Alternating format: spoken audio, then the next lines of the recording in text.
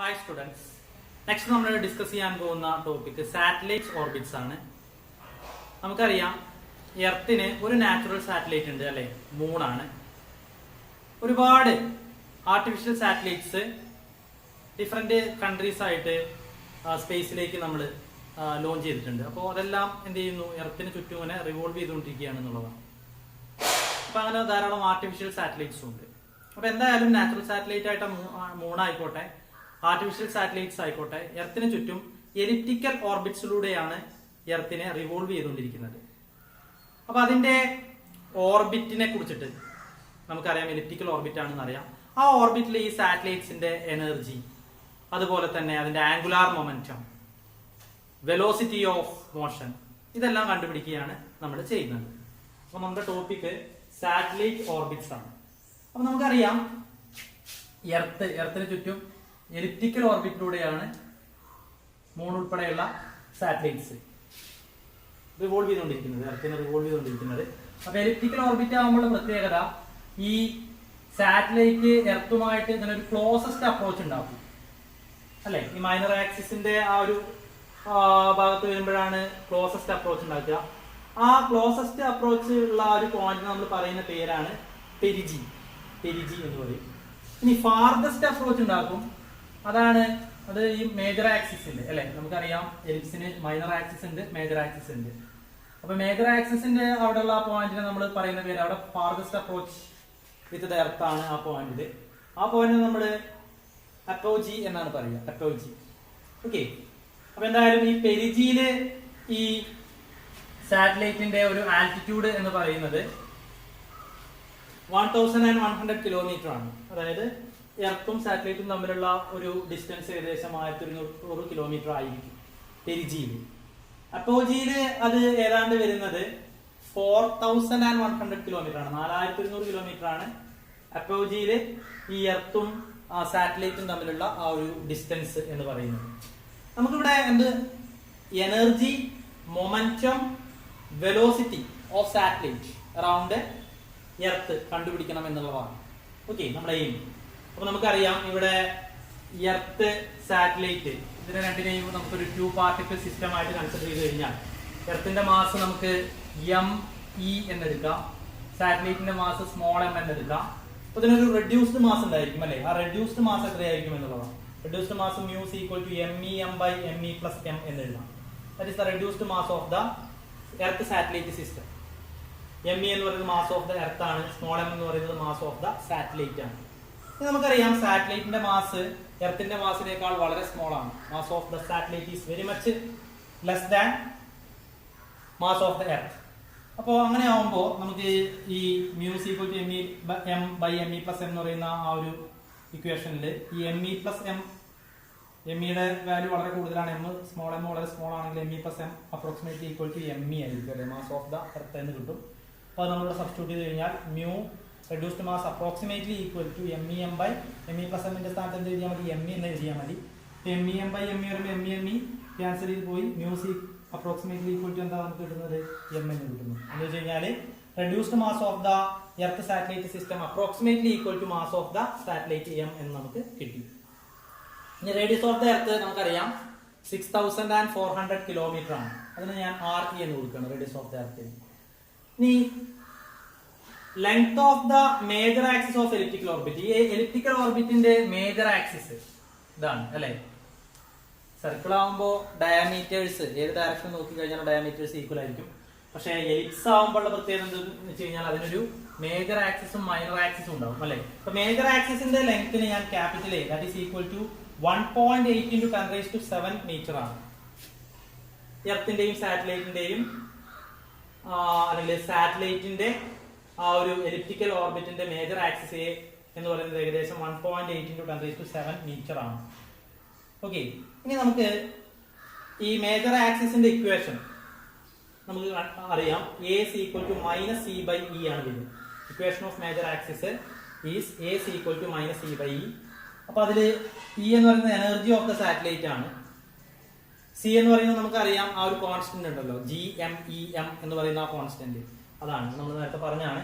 അപ്പൊ എന്തായാലും ഇവിടെ ഈ എ നമ്മൾ ഇങ്ങോട്ട് കൊണ്ടുവന്നു, എനെ അങ്ങോട്ട് കൊണ്ടുപോയി. അപ്പൊ energy of the satellite is equal to minus C by A എന്ന് നമുക്ക് ഇക്വേഷൻ കിട്ടും. ദാറ്റ് ഈസ് ഇക്വേഷൻ നമ്പർ 1 എന്ന് കൊടുത്തു. ഇനി ഇവിടെ സി എന്ന് പറയുന്നത് നമുക്കറിയാം GMEM ആണ്.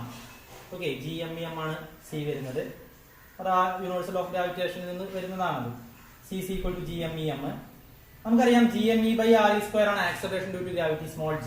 അപ്പൊ അതിൽ നിന്ന് നമുക്ക് GME എന്ന് പറയുന്നത് GRE സ്ക്വയർ എന്ന് കിട്ടും. അപ്പൊ ഈ ഇക്വേഷനിൽ GME സ്ഥാനത്ത് നമുക്ക് എന്ത് കൊടുക്കാം? സ്മോൾ g RE സ്ക്വയർ എന്ന് കൊടുക്കാം. അപ്പോൾ ഇവിടെ C equal to mg RE square എന്ന് കിട്ടും. ഇവിടെ mass of the satellite m equal to 2000 kilogram ആണ്. അപ്പൊ അത് ഞാൻ ഇവിടെ സബ്സ്റ്റിറ്റ്യൂട്ട് ചെയ്ത് കഴിഞ്ഞാൽ C equal to 2000 into 9.8 into 6.4 into 10 raised to 6 whole square എന്ന് കിട്ടും അല്ലേ? 6400 കിലോമീറ്റർ എന്ന് പറയുമ്പോൾ 6.4 into 10 raised to 6 മീറ്റർ ആണ് കിട്ടും. അത് ശ്രദ്ധിക്കണം. അപ്പൊ അത് മീറ്ററൊക്കെ ആക്കിയിട്ടാണ് ഞാൻ ഇവിടെ എഴുതിയിട്ടുള്ളത്. അപ്പൊ അത് ചെയ്യുമ്പോൾ C ഈക്വൽ ടു എനിക്ക് 8 into 10 raised to 17 joule metre എന്നാണ് കിട്ടുന്നത്. അപ്പോൾ ഇവിടെ നമുക്ക് സിയും കിട്ടി, എയും കിട്ടി. നമുക്ക് എനർജി കണ്ടുപിടിക്കാലോ, E അല്ലെ? E എന്ന് പറയുന്നത് substituting this value C and E in equation 1 we will get energy of the satellite is equal to minus 8 into 10 raised to 17 ആണ് C യുടെ value by A 1.8 into 10 raised to 7. then E is equal to നമുക്ക് എന്ത് കിട്ടുന്നു? minus 4.5 into 10 raised to 10 joule. അപ്പോൾ ഇതാണ് ഇങ്ങനെ elliptical ഓർബിറ്റിലൂടെ revolve ചെയ്തുകൊണ്ടിരിക്കുന്ന ഒരു സാറ്റലൈറ്റിന്റെ എനർജി നമുക്ക് കിട്ടുന്നത്. എന്നാൽ ഇനീഷ്യൽ എനർജി സാറ്റലൈറ്റ് സാറ്റലൈറ്റ് റെസ്റ്റിലാണ് നമുക്ക് പറയാം. നമ്മൾ ആർട്ടിഫിഷ്യൽ സാറ്റലൈറ്റ് ഒക്കെ ആണെങ്കിൽ അല്ലെ, റെസ്റ്റിലാവും എന്ന് പറയുമ്പോൾ അതിനകത്ത് മാത്രമേ ഉണ്ടാവുള്ളൂ, പൊട്ടൻഷ്യൽ എനർജി മാത്രമേ ഉണ്ടാവുള്ളൂ അല്ലെ. അപ്പോൾ initial energy of the satellite EI എന്ന് എഴുതാം. അപ്പോൾ പൊട്ടൻഷ്യൽ എനർജി എത്ര വരിക? മൈനസ് GMEM ബൈ RE ആണ്. പൊട്ടൻഷ്യൽ എനർജിക്കുള്ള ഗ്രാവിറ്റേഷൻ ഫീൽഡിൽ പൊട്ടൻഷ്യൽ എനർജിക്കുള്ള ഇക്വേഷൻ ആണ് നമുക്കറിയാം. അപ്പോൾ GMEM ന് നമുക്ക് C കൊടുത്തു കഴിഞ്ഞാൽ EI is equal to minus C by RE കിട്ടും. അപ്പൊ EI is equal to സിയുടെ സ്ഥാനത്ത് 8 into 10 raised to 17 നമ്മൾ നേരത്തെ കിട്ടിയത് സബ്സ്റ്റിറ്റ്യൂട്ട് ചെയ്തു. ബൈ 6.4 into 10 raised to 6 ചെയ്യുമ്പോൾ EI is equal to minus 12.5 into 10 raised to 10 joule. അപ്പൊ ശരിക്കും ഈ ഓർബിറ്റിൽ എത്താൻ വേണ്ടിയിട്ട് അല്ലെ, ഈ പിന്നെ എലിപ്റ്റിക്കൽ ഓർബിറ്റിൽ എത്താൻ വേണ്ടിയിട്ട് എലിപ്റ്റിക്കൽ ഓർബിറ്റിൽ ഈ പറയുന്ന സാറ്റലൈറ്റിന്റെ energy minus 4.5 into 10 raised to 10 joule ആണ്. ഓക്കെ, എന്നാല് നമ്മൾ ഗ്രൗണ്ടിൽ നിന്ന് ലോഞ്ച് ചെയ്യുന്ന സമയത്ത്, ഗ്രൗണ്ടിൽ നിങ്ങൾ വെറുതെ വെക്കുന്ന സമയത്ത് അതിന്റെ എനർജി എത്രയുള്ളൂ? minus 12.5 into 10 raised to 10 joule ആണ്. ഓക്കെ, അപ്പൊ അതിനെ ഈ ഓർബിറ്റിലേക്ക് എത്തിക്കാൻ നമുക്ക് എത്ര എനർജി വേണം എന്നുള്ളതാണ്. അതിന് നമ്മൾ എന്ത് ചെയ്താൽ മതി? ഈ ഇയിൽ നിന്ന് ഇനീഷ്യൽ എനർജി EI കുറച്ചാൽ മതി. EI ഓൾറെഡി ഉള്ള എനർജിയാണ്. ഇത്രയും എനർജിയാണ് ഓർബിറ്റിൽ എത്താൻ വേണ്ടിയിട്ട് ആവശ്യം. ഓർബിറ്റിൽ ആവശ്യമായിട്ടുള്ള എനർജി ഇത്രയാണ്. അപ്പോൾ അത്രയും എനർജി എത്ര എനർജി വേണം, എത്ര എനർജി നമ്മൾ സപ്ലൈ ചെയ്യണം എന്നുള്ളതാണ്. minus 4.5 into 10 raised to 10 joule ആണ് വേണ്ടത്. ഇപ്പൊ നിലവിൽ എത്ര ഉണ്ട്? ലോഞ്ച് ചെയ്യാൻ വേണ്ടി നിർത്തുന്ന സമയത്ത് minus 12.5 into 10 raised to 10 joule ആണുള്ളത്. അപ്പോ energy needed to put the satellite into orbit. ഓർബിറ്റിൽ എത്തിക്കാൻ വേണ്ടിയിട്ട് എത്ര എനർജി വേണം? അത് നമ്മൾ എങ്ങനെ കാണുക? E minus EI ചെയ്താൽ മതി അല്ലെ. minus 4.5 into 10 raised to 10 minus EI എത്രയാണ്? minus 12.5 into 10 raised to 10. അപ്പൊ നമുക്ക് കിട്ടുമ്പോൾ എത്രയാണ് കിട്ടുന്നത്? 8 into 10 raised to 10 ജൂൾ. അപ്പൊ നമ്മുടെ സാറ്റലൈറ്റിലേക്ക് നമ്മൾ എന്ത് ചെയ്യണം? 8 into 10 raised to 10 ജൂൾ എങ്കിലും എനർജി സപ്ലൈ ചെയ്താൽ മാത്രമാണ് അതിനെ ഈ പറയുന്ന എലിപ്റ്റിക്കൽ ഓർബിറ്റിൽ അല്ലെ നമുക്ക് എത്തിക്കാൻ സാധിക്കുള്ളൂ എന്നുള്ളതാണ്. എർത്തിന് അറൗണ്ട് ആയിട്ടുള്ള ഒരു എലിപ്റ്റിക്കൽ ഓർബിറ്റിലേക്ക് 2000 കിലോഗ്രാം മാസുള്ള ഒരു സാറ്റലൈറ്റിനെ എത്തിക്കാൻ വേണ്ടിയിട്ട് നമ്മൾ കൊടുക്കേണ്ട എനർജി എന്ന് പറയുന്നത് എത്രയാണ്? 8 into 10 raised to 10 ജൂൾ ആണ്.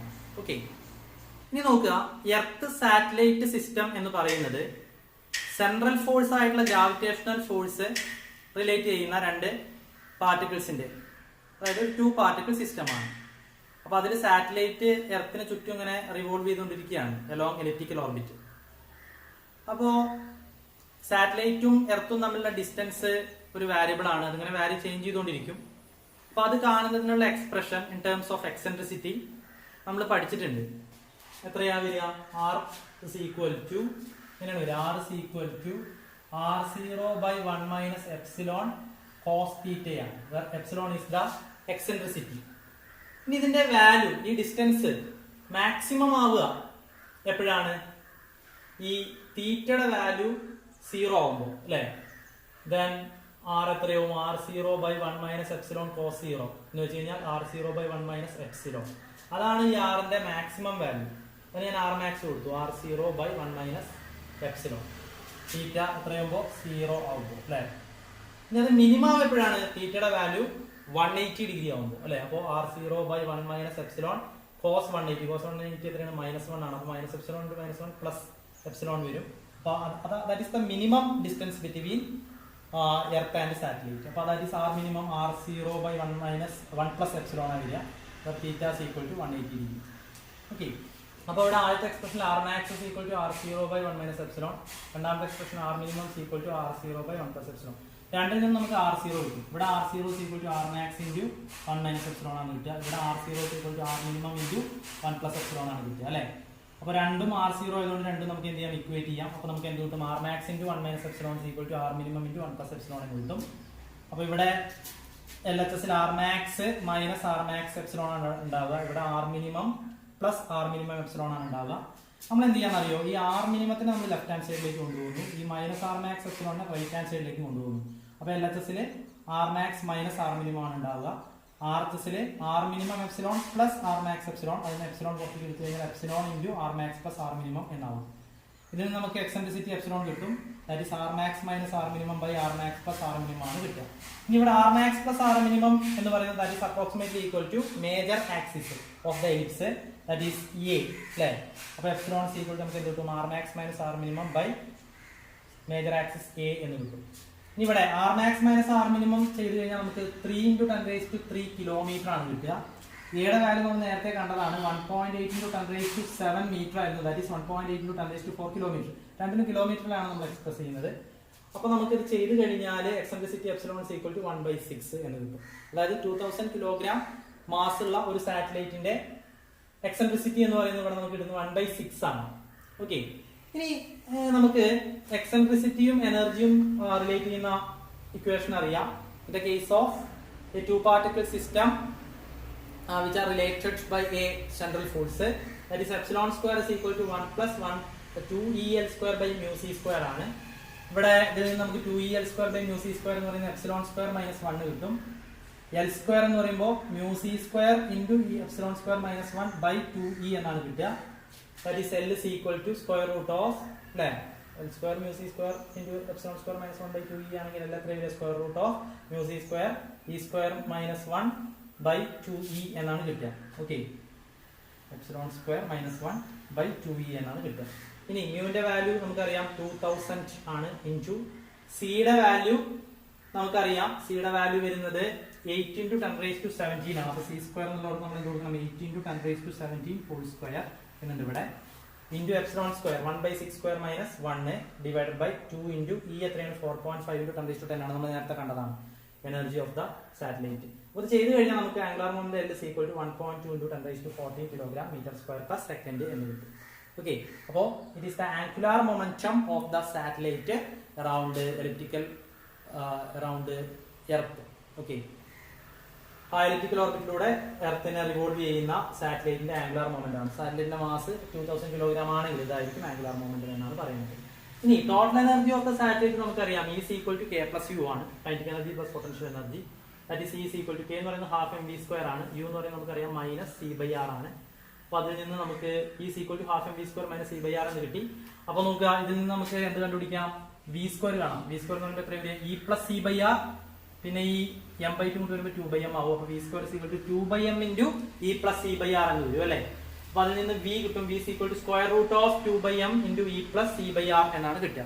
ഇനി വെലോസിറ്റി ഈ പെരിജിയിലും എപ്പിജിയിലും ഡിഫറെന്റ് ആയിരിക്കും. പെരിജി ആവുന്ന സമയത്ത് ഈ r കുറവാണ്.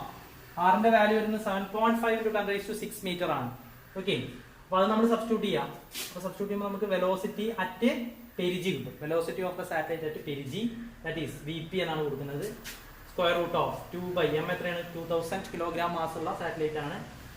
ഇൻറ്റു ഇയുടെ സ്ഥാനത്ത് നമുക്കറിയാം എനർജി 4.5 × 10⁻10 ആണ്. പ്ലസ് സി എത്രയാണ്, 8 × 10⁻17 ആണ്. ആർ എത്രയാണ്, 7.5 × 10⁶ ആണ്. ഓക്കെ, അപ്പോൾ അത് കൊടുത്തു കഴിഞ്ഞാൽ നമുക്ക് velocity of the satellite at perigee കിട്ടും. vp = 7900 m/s. That is the velocity of satellite at perigee. ഈ എപ്പിജിയിലും നമുക്ക് ഇതേപോലെ ചെയ്യാം. ഈ ഇക്വേഷനിൽ ഈ r മാത്രമേ മാറുള്ളൂ അല്ലെ. r-ന്റെ സ്ഥാനത്ത് എപ്പോജിയിലുള്ള r-ന്റെ വാല്യൂ കൊടുത്താൽ മതി. അങ്ങനെ ചെയ്യാം. അങ്ങനെ ചെയ്തു കഴിഞ്ഞാൽ നമുക്ക് എപ്പിജിയിലുള്ള വെലോസിറ്റി കിട്ടും. പക്ഷെ നമ്മൾ വേറെ രീതിയിലാണ് ഇപ്പോൾ തൽക്കാലം ചെയ്യുന്നത്. Law of conservation of angular moment apply ചെയ്തിട്ട് law of conservation of angular മൊമെന്റത്തിൽ അറിയാം, പെരിജിയിലെ ആംഗുലാർ മൊമെന്റം = എപ്പോജിയിലെ ആംഗുലാർ മൊമെന്റ് ആയിരിക്കും. എല്ലാവർക്കും ആംഗുലാർ മൊമെന്റ് കോൺസ്റ്റന്റ് ആണെങ്കിൽ അങ്ങനെ ആയിരിക്കുമല്ലോ.